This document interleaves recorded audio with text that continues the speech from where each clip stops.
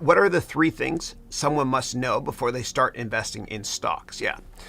So I have a template of 100 steps that I provide you in the fourth semester of my MBA program when it comes to investing in stocks. We look at qualitative, quantitative, and financial statement analysis. But if I had to pick the top three, number one would be management team.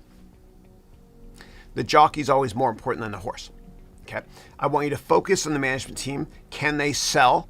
Do you get excited about their product when you watch them on television being interviewed? And if you don't get excited about their product or their vision, then customers won't get excited as well. Okay, you want to look for somebody that's got lightning in a bottle in terms of an excitement perspective, like Mark Benioff from Salesforce.com, who basically started selling cloud software years ago. No one understood it, myself included. But the way he sold was amazing. He was incredibly passionate. So look at the management team first, because if you start building the financial model before looking at the management team, you're wasting your time. The filter should always be a great management team first. Number two, I want you then to build a financial model. And I want you to focus on what you think earnings can be in 5 and 10 years. And I want you to value the company and come up with a target price based on your PE estimate, based on your earnings in 5 or 10 years. Be long-term focused, because as Warren Buffett said, the longer the view, the wiser the intention.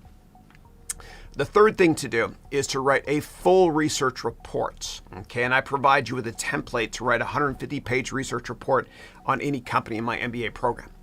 And out of that, that process in the Excel file, when you create that massive report, there's a one-pager that's made for you automatically. And you can print it off or save it as a PDF. And you have to finish the whole report before you invest. Okay, and after you invest, let's say a year goes by, and the stock's getting crushed, it's getting murdered, and you want to sell because the stock is down, which is illogical. What I want you to do, so that you're unemotional, is I want you to go back and read that one-page report that you wrote a year ago. And I want you to ask yourself, had I known about all these new problems causing the stock to go down today, had I known about these issues a year ago when I wrote this report, would I have still bought the stock? And if the answer is no, sell it. If the answer is yes, buy more.